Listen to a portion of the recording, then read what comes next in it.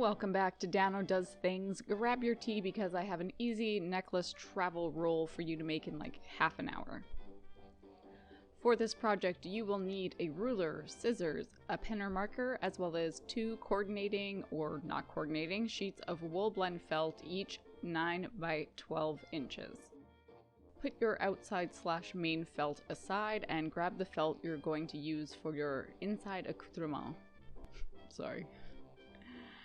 Figure out which side is the front and which is the back of the felt so we can make our pen marks on the back. Now you're going to make 4 strips that will run horizontally along the long side of the felt. The first line will be 2.5 inches up from the bottom. From that line, measure up another 1/2 inch. And then measure up 1/2 inch again.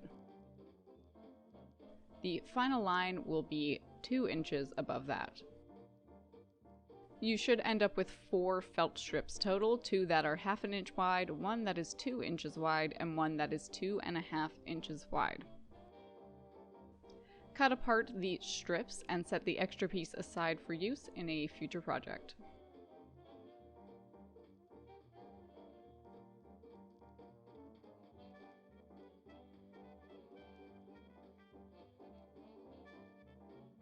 The 2-inch strip will form the bottom pouch part, and one of the 1/2 inch strips will be for the anchor for the necklaces to attach to, and the 2.5 inch wide one will be attached along the top to form a protective flap of sorts.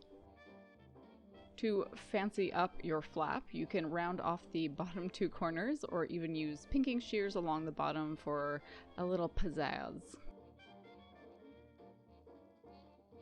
Along this bottom piece, you'll just sew the sides and the bottom and then some little pockets. The top flap will be sewn along the top edge, and the anchor strip will be sewn at the same spacing as the pockets. Don't worry, I'll walk you through it. Start by lining up the bottom pocket piece on your main felt and pin or clip it in place.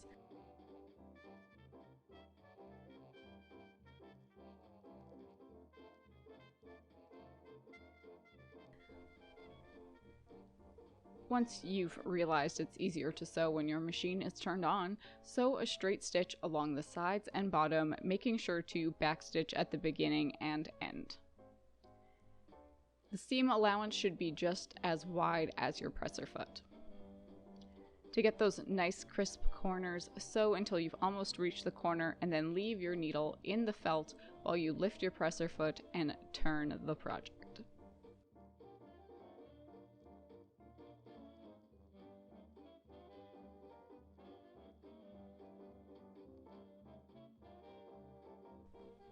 Next, you'll plan out your pockets. I like the standard pockets to be about 2 inches wide, but I like to leave a double wide pouch at the end for my larger pendants. Either way, mark your pockets along the bottom edge with pins or clips.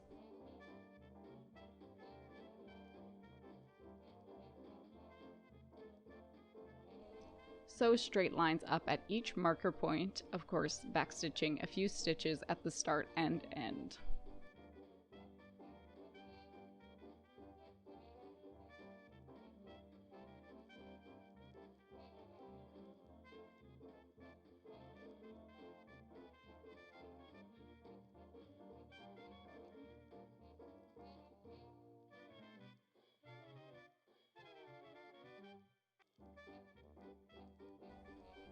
Now, since you want the anchor strip to be under the flap, you can use the flap to eyeball where to place it, or you can just put it about 1 inch down from the top.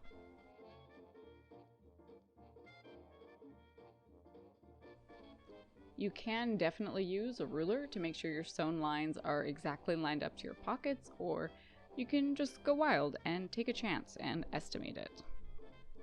Sew perpendicular to the felt strip above each pocket and on each end. I like to go back and forth a few times with my stitches on these ones so they're nice and secure.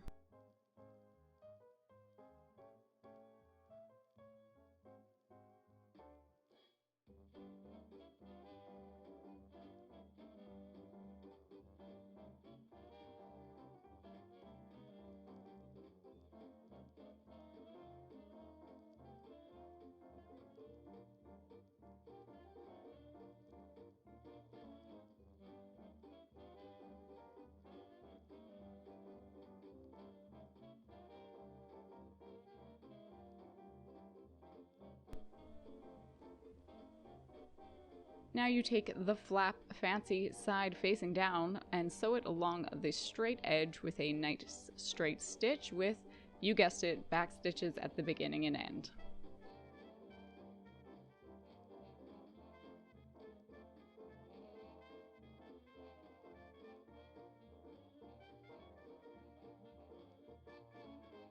Then you can attach your jewelry roll tie. Though the tie is the same length as the roll, you don't want to center it or it won't roll up quite right. Instead, roll the roll up and find the middle of the tie. This should be placed on the opposite side of the roll opening. So when you unroll it, you'll be sewing the middle of the tie about 2 inches from one edge. Put in a few straight stitches to keep it secure.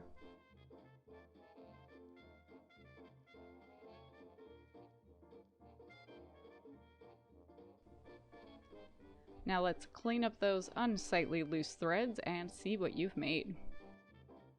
And surprise, it's a necklace holder. Not that surprising since that's what the video is called, but all you have to do now is attach your necklaces to the anchor felt and tuck them in that bottom pocket. Then you can roll up your roll and everything will be safe and secure.